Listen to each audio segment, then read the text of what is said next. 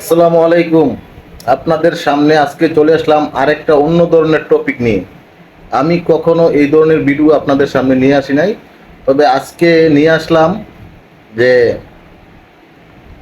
আমার এই কথাগুলা কিছু মানুষ বুঝুক, এবং যারা না বুঝে তারা বুঝবে, এবং যারা বুঝবে এরাও বুঝবে যে আমি কতটুকু সঠিক বললাম কি না।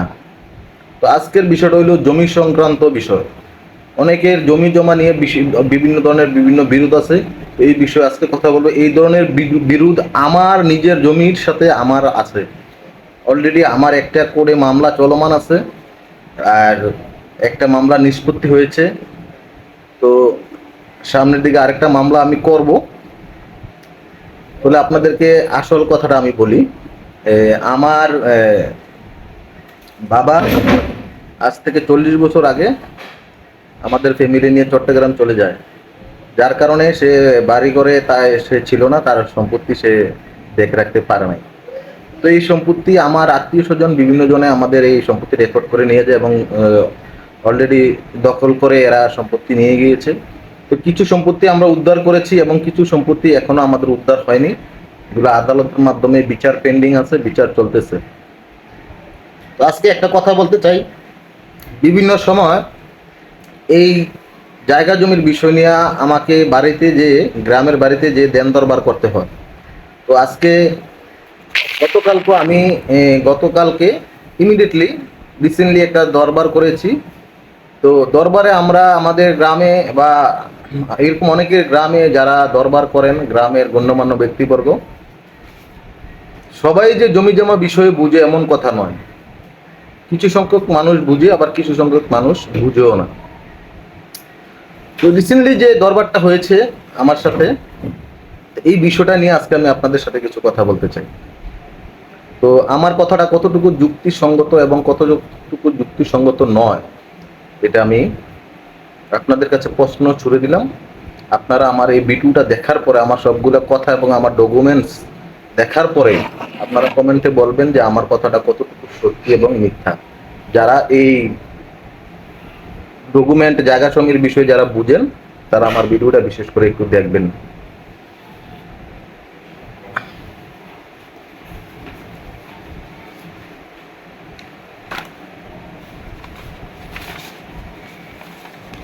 আমরা জানি যে একটা জায়গা সম্পত্তির মূল মূল মালিক যাকে বলা হয় সে হলো সিএস। আমাদের বাংলাদেশের প্রথম রেকর্ড হয়েছে সম্পত্তি সিএস। সিএস এর যে মালিক তাকে মূল মালিক বলা হয়। সিএস থেকে আমাদের সম্পত্তি তার ওয়ারিশ ক্রমে পর্যায় পর্যায় পর্যায় পর্যায় বন্টনে যাবে। এটাই আমি আমার জীবনে আমি বিভিন্ন লয়ার, বিভিন্ন আইনজীবীর মাধ্যমে যেটা আমি শিখেছি, এবং এটাই প্রমাণ করে যে মূল মালিক সিএস থেকে তার শুরু হবে, এবং তার পর্যায়ক্রমে তার উত্তরসূরি এই সম্পত্তি পর্যায়ক্রমে মালিক হবে।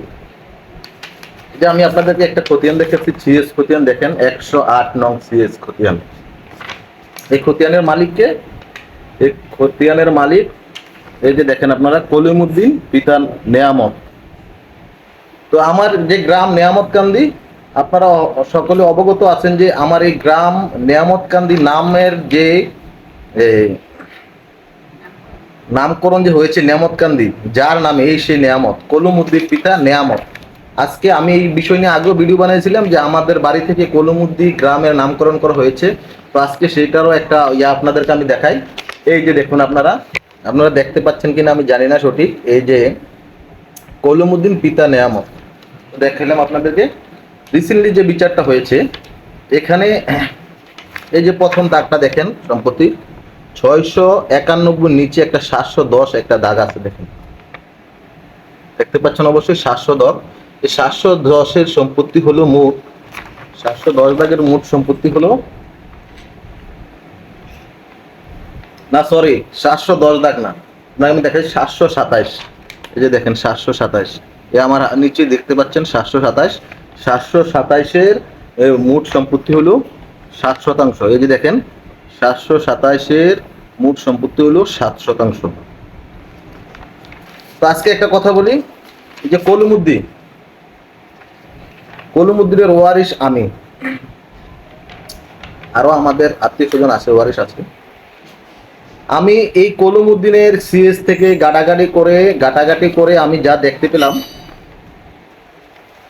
1933 ইংরেজি থেকে উনি ওনার ওয়ারিসদেরকে দলিল দিয়েছেন সম্পত্তি থেকে, ওনার সম্পত্তি থেকে। ওনার এই সিএস এ টোটালে দেখেন আপনারা 547 জায়গা আছে, 5 একর 47। তো ওনার হলো 3 সন্তান, কলমউদ্দিন 3 সন্তান, যাদের নাম বলছি আমি। কাগজটা দাও। আপনারা একটু খেয়াল করবেন, আমার কথাগুলো একটু মনোযোগ দিয়ে খেয়াল করবেন। 3 সন্তান। প্রথম সন্তানের নাম হলো সলিমউদ্দিন, প্রথম সন্তানের নাম সলিমউদ্দিন। দ্বিতীয় যে সন্তান আছে, ওনার সন্তান ছিল, এই সন্তানের নাম হলো সাদত আলী।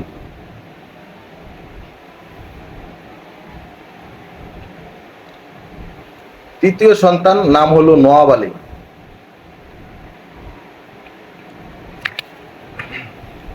তো আমরা জানি যে পিতার অবর্তমানে তার সন্তানরা সবাই সমান সমান সম্পত্তির ভাগ পাবে, এটা একটা সাধারণ কথা, সবাই জানে। তো এখানে একটা বিষয় আপনাদেরকে আমি বলি, আমাদের দেশে 1960 অথবা 61 সনের পূর্বে যদি পিতার আগে সন্তান মারা যায়, তাহলে ওই সন্তানের সন্তানরা, অর্থাৎ যার নামে সিএস আছে বা আপনার নামে সম্পত্তি আছে, আপনি যদি মারা যান, আপনি জীবিত থাকতে যদি আপনার ছেলে মারা যায়, তাহলে আপনার যদি নাতি নাতনি থাকে, এরা আপনার সম্পত্তির মালিক হবে না। এটা হলো 1960 অথবা 61 ইংরেজির আগে, হয়তো 1 বছর এদিক সেদিক হইতে পারে, আমি সঠিকটা বলতেছি না। তো আমি আপনাকে বলি, কলমউদ্দিন জীবিত থাকাকালীন সলিমউদ্দিন এবং সাদত আলী, ওনার এই 2 ছেলে মৃত্যুবরণ করে। আপনারা হয়তো বলতে পারেন যে আপনার কথা কতটুকু সত্যি, এটারও প্রমাণ আমি আপনাদেরকে দেব।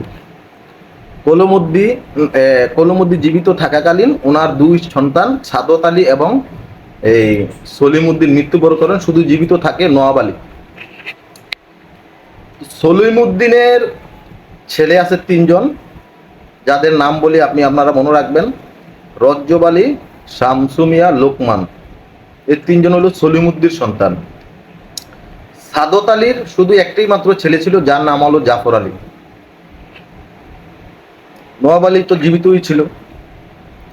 তখন কলমউদ্দিন চিন্তা করলো যে আমি থাকতে যে আমার ছেলেরা মারা গেল, এখন আমার এই 2 ঘরের সাদত আলী এবং সলিমউদ্দিন ঘরের সন্তানরা তো সম্পত্তির মালিক হবে না।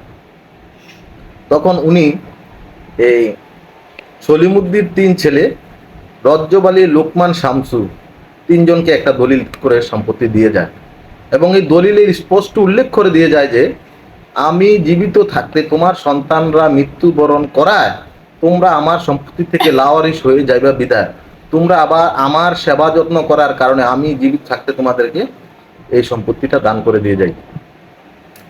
একটা সন্তানের ক্ষেত্রে এটা দিয়েছে, একটা ছেলের সন্তানদের ক্ষেত্রে। দ্বিতীয় ছেলে সাদত আলী, ওনার যে সন্তান জাফর আলী, সেম ভাবে তাকেও আরেকটা দলিল দিয়েছে। এই যে 547 শতকের জায়গা থেকে বিভিন্ন দাগে দিয়েছে, বিভিন্ন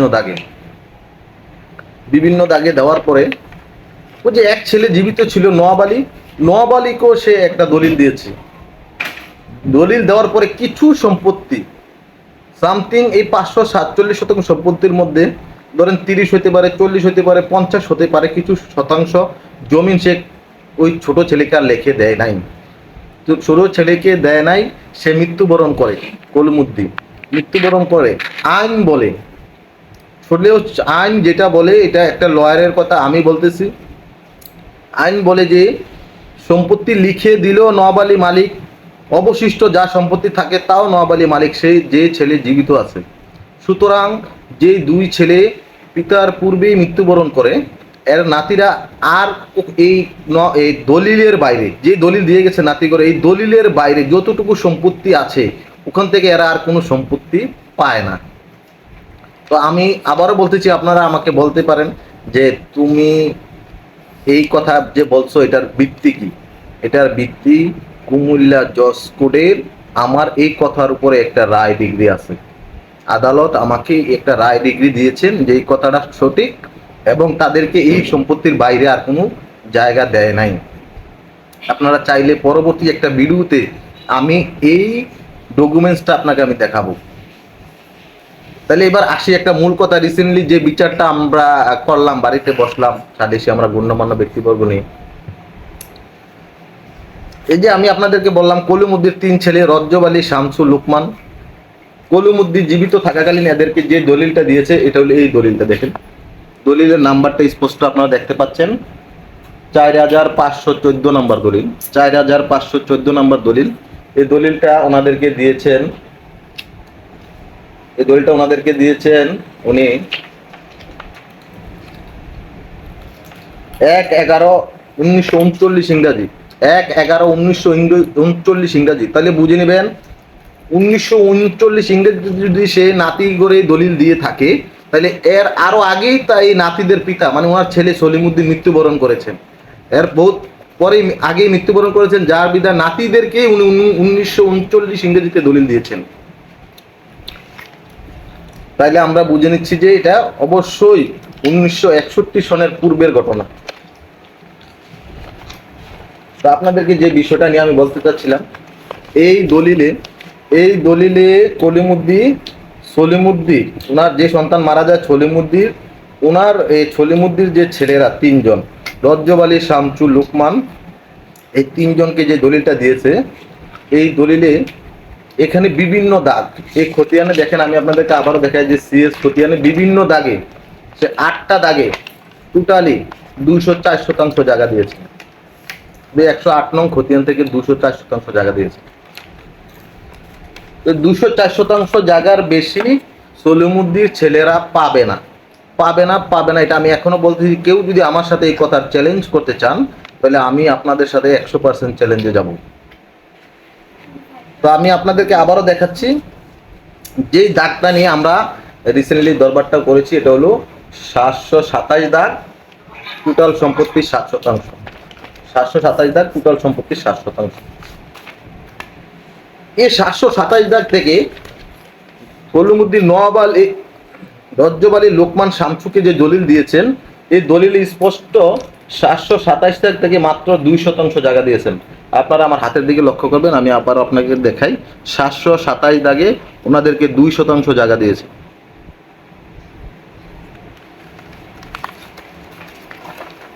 নিশ্চয়ই বুঝতে পারছেন, এই শুধু একটা দাগের কথা আমি বলতেছি। আমরা রিসেন্টলি যে দরবারটা করেছি বাড়িতে সালিশিটা, সেম শুধু এই দাগটা নিয়ে।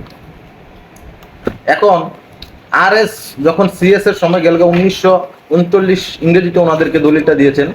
1961, 62, 63 সনে আমাদের দেশে আরএস রেকর্ড হয়েছে। আরএস, এই আরএস রেকর্ডে আপনারা দেখেন, এই দেখেন আরএস রেকর্ডটা দেখেন, রজ্জব আলী, লোকমান, শামসু যৌথ, 3 ভাইয়ের যৌথ আরএস রেকর্ড। আমি আবারও আপনাদেরকে দেখাচ্ছি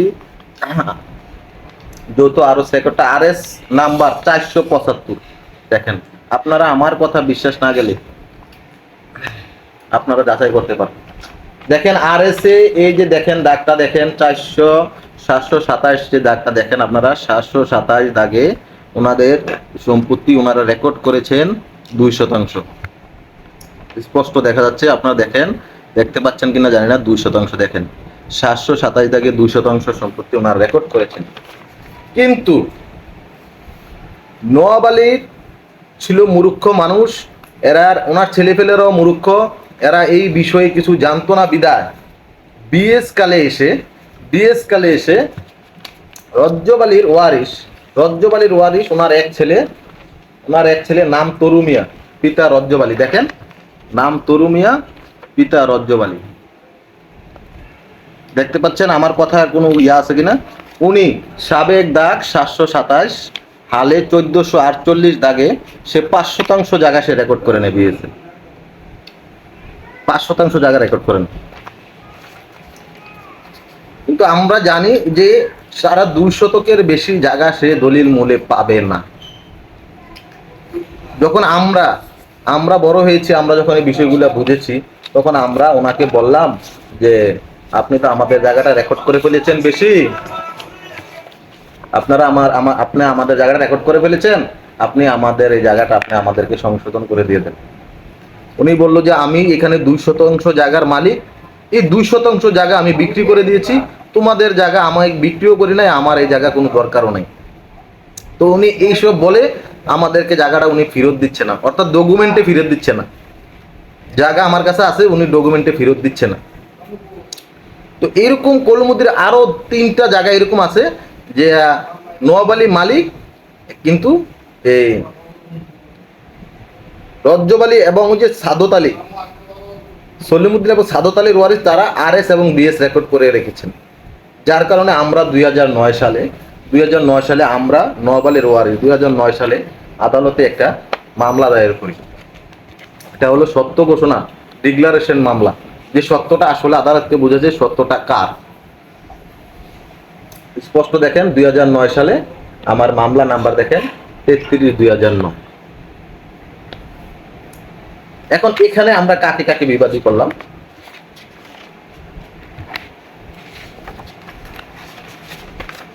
স্পষ্ট দেখেন আমরা তরুমিয়াকে স্পষ্ট দেখেন আমরা মামলাতে বিবাদী করেছি যে এই দাগে উনি সম্পত্তি কতটুকু পান।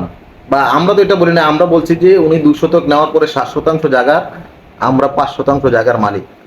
ওনাকে চিঠি দেওয়া হয়েছে, যে চিঠিতে এটাই বোঝানো হয়েছে যে এই দাগে আমরা 5% জায়গার দাবি করতেছি, আপনি যদি এর বেশি আপনার যদি কোনো সম্পত্তি থাকে এই দাগে, শুধু এই দাগ না আরো দাগ আছে, শুধু এটা নিয়ে আজকে বলতেছি, ডাকলে আপনি আসবেন, এসে আপনার ডকুমেন্টস আপনি দেখাবেন। উনি কোর্টে আসে নাই, আমার মামলার কোনো জবাব উনি দেয় নাই। তো আমার এটা একতরফা একটা রায় ডিগ্রি হয় 2012 সালে আমার মামলার একতরফা রায় ডিগ্রি হয়।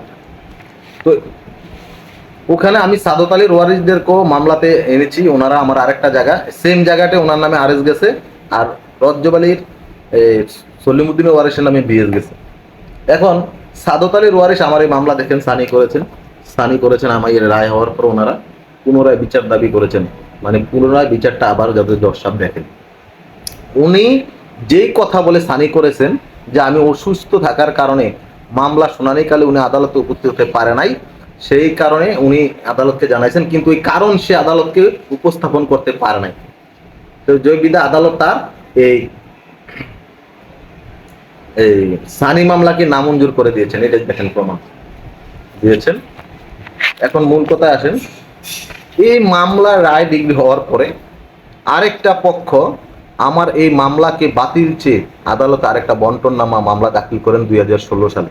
যে সানি মামলা 2016 সালে শেষ হওয়ার কারণে আরেকটা অন্য পক্ষ আমার এই মামলাকে বাতিল চেয়ে উনি আমাদের সম্পত্তি থেকে জায়গা ক্রয় সূত্রে মালিক, উনি মনে করেছেন যে আমরা ওনার সম্পত্তি ক্ষতি করেছি এই মামলা দিয়ে। তো উনি আমার এই মামলা রায় ডিগ্রি বাতিল চেয়ে উনি একটা মামলা করেছেন 2016 সালে। তো উনি মামলা করার কারণে আমি এই মামলায় আর অগ্রসর হতে পারিনি। তো উনি যে মামলাটা করেছেন 2016 সালে, এই মামলা 2023 সালে আমরা নিষ্পত্তি করেছি। নিষ্পত্তি করার পরে আমরা সমস্ত জায়গাগুলা মেপে আমরা জায়গাতে সেটিং করেছি। সেটিং করার পর ওই যে তরুণী আমার চাচা লাগে, ওনাকে যে আমি বললাম যে আমরা তো মামলা টামলা করে জায়গাটা পাইছি, এখন আপনাকে এই রেকর্ডটা সংশোধন করতে আপনাকে আমাদের একটু প্রয়োজন, আপনি যদি আমাদেরকে একটু হেল্প করেন তাহলে আমরা সহজে জিনিসটা সলভ করতে পারি, না গেলে আমার তো আইনগত ব্যবস্থা আছে। উনি তখনও আমাদেরকে বললো যে আমি তোমাদের জায়গা তোমাদেরকে দিয়ে দেবো, যে কোনো একটা সময় তোমরা নিয়ে নিও। ইদানিং যখন আমি আমার জায়গাটা ডেভেলপ করতে যাচ্ছি, ওনার এক ছেলে বলতেছে আমাদের এখানে জায়গা আছে। তো এই বিষয়টা নিয়ে রিসেন্টলি যে দরবারটা করেছি আমি, ঠিক আছে, এই কথাটা শোনার পরে আমি গিয়েছি গ্রামে, যে বললাম ঠিক আছে আপনার কাছে কি ডকুমেন্টস আছে আপনি নিয়ে আসেন, আমার ডকুমেন্টসগুলো আমি নিয়ে আসি। তো আমি আমার এই ডকুমেন্টসগুলো আপনাদেরকে দেখালাম, এটা দরবার করেছি। তো ওরা সর্বশেষ দরবারে যেটা হয়েছে, ও বলতে চাচ্ছে যে এই নোয়াব আলীকে দলিল দেওয়ার পরে, জীবিত ছেলেকে দলিল দেওয়ার পরে যে সম্পত্তিটা রয়েছে, এটা নাকি সাদত আলী এবং সলিমুদ্দিন ওয়ারিসটা পাবে, তাহলে সেও ওই হিসাবে ওখানে সম্পত্তি পাবে। তো কেউ বলেছে ঠিক আছে তুমি জিনিসটা আরো জাস্টিফাই করো, পাও কিনা, যদি পাও তাহলে তো তুমি পাইলেও তুমি পুরাটা পাবা না, যেহেতু তোমার নামে 5 শতক রেকর্ড হয়েছে, এটা বলা হয়েছে। তা আমি বলতে চাচ্ছি, সে কখনো এই সম্পত্তি মূলে পাবে না। আমাদের এলাকায় এরকম অনেক হাজার হাজার বিএস রেকর্ড ভুলে একজনের জায়গা আরেকজনের নামে, একজনের জায়গা আরেকজনের নামে চলে গিয়েছে। এরকম হাজার হাজার প্রমাণ আমি আপনাদেরকে দেখাইতে পারবো। শুধুমাত্র রেকর্ড, বিএস রেকর্ড আপনার নামে যাওয়া নেই যে আপনি জায়গার মালিক, এরকম কথাটার কোনো ভিত্তি নাই। আপনাকে বিএস থেকে পূর্বের আরএস এবং সিএস থেকে আপনার চেইন ঠিক থাকতে হবে। আপনার বিএস এর যে কিভাবে কিভাবে আপনার কাছে বিএস আসলো, এটার কোনো কারণ আপনাকে দর্শাইতে হবে। তো এর সিএস এর মালিকে ওনার বাবাকে দিল জায়গা 2 শতক, ওনার বাবা বিএস আরএস রেকর্ড করলো 2 শতক, বিএস কালা এসে উনি 5 শতক জায়গা রেকর্ড করলো। জায়গাটা তো আমার। তো একটা মজার বিষয় হলো যে এক লোক দরবারে বলতেছে যে আমাদের নামে কেন জায়গাটার বিএস হইল না। এটা কি ধরনের প্রশ্ন? এখন আমি ওনাকে বলতে চাচ্ছি যে আমার নামে কেন বিএস হইল না, এই জন্য কি আপনি আমার সম্পত্তি নিয়ে যেতে পারেন বিএস করে? তাহলে আপনি আমার জায়গাটা বিএস করলেন কেন? আপনি তো 2 শতক জায়গার বেশি বিএস করার আপনার কোনো রাইট নাই। তাহলে আপনি 5 শতক কার জায়গাটা আপনি রেকর্ড করলেন? কার সত্যটাতে আপনি ফসল ফলাইয়া খাইলেন? এর জবাব আপনি দিতে পারবেন? এই দুনিয়া তো দিতে পারবেন না, আখেরায় তো দিতে পারবেন না। অন্যের জমি আপনি রেকর্ড করে নিয়ে গেলেন, আপনি দোষী না, আপনি জায়গার মালিক হয়ে যাচ্ছেন। আমার জায়গা, আমি শহরে বন্দরে যেখানে ছিলাম, যার কারণে আমার নামে রেকর্ড হয় নাই, এই জন্য আমার সম্পত্তি আমাকে হারাই ফেলতে হবে? আমার কাছে ওদের সমস্ত ডকুমেন্ট থাকা সত্ত্বে, মহামান্য কোর্টের রায় থাকা সত্ত্বেও কি বলতে পারে যে আমি জায়গার মালিক? এই প্রশ্নটা আমি আমার বাংলাদেশের এবং প্রবাসে যারা আজকে আমার এই ভিডিওটা দেখবেন, মন দিয়ে আমার কথাটা শুনবেন, আপনাদের কাছে আমি প্রশ্ন ছুড়ে দিলাম যে মহামান্য হাইকোর্টের রায় থাকা সত্ত্বেও উনি আমাকে বলে যে এই রায়, এই যে মামলা উনি জানেই না। আপনারা বলেন কোর্ট ওনাকে নোটিশ না করে কি একটা বিচার কার্য শুরু করে? তো যাক, এটা একটা হাসির ঘটনা, আমি বলবো না। আমি এরকম আরো জমি সংক্রান্ত বিষয়, শুধু আমার ব্যক্তিগত ভিডিও আপনাদের সামনে নিয়ে আসবো। তো মজার বিষয়টা যে জায়গায় যে আমার নামে কেন বিএস হইল না, আমার জায়গাটা, আর আমার প্রশ্নটা হইলো আমার জায়গা আপনি বিএস করবেন কেন? তা আমি জানি আমার মতো এরকম ভুক্তভোগী আমাদের দেশে প্রচুর আছে। এরা আমার ভিডিওতে একটা কমেন্টস করে যাবেন, আর যারা জমি সংক্রান্ত ভালো বুঝেন তারা আমার এই ভিডিওটা শুনে আমি কতটুকু সত্য মিথ্যা বললাম আপনারা এই বিষয়টা আমাকে একটু কমেন্টে জানাবেন। তো আজকে চলে যাচ্ছি, আগামীকাল বা পরশু দিন আমি এই যে একটা কথা আপনাদেরকে আমি বলছিলাম যে পিতার আগে সন্তান মারা গেলে ওই সন্তানের ঘরে যদি নায়ের নাতনি থাকে, এরা সম্পত্তি পাবে না। এই যে আমার কাছে একটা আদালতের রায় আছে, এই রায়টা দিয়ে আমি আপনাদেরকে প্রমাণ করাবো যে রায়, আদালত বলছে যে পাবে না। তো কিছু কিছু মানুষ বলে কেন পাবে না, পাবে। এইটার জন্য এই ভিডিওটা আজকে করা। আর এরকম ভিডিও সুন্দর সুন্দর আরো জমি সংক্রান্ত ভিডিও আমি আপনাদের সামনে নিয়ে আসবো। আমার কথার মাঝে যদি কোথাও কোনো ভুল থাকে তাহলে আপনারা ক্ষমার দৃষ্টিতে দেখবেন। ভালো থাকবেন, সুস্থ থাকবেন। আমার ভিডিও ভালো লাগলে একটা শেয়ার করে দিবেন, যাতে এই ভিডিওটা আরো অনেকে দেখতে পারে। ঠিক আছে? আমার কথা শুনে অনেক যদি সে কিছু শিখতে পারে, বা আমার কথা ভুল থাকলে উনি আমাকে ভুল ধরিয়ে দিবে। একটা লাইক করবেন, একটা কমেন্টস করবেন, একটা শেয়ার করবেন দয়া করে। ভালো থাকবেন, সুস্থ থাকবেন। আসসালামু আলাইকুম।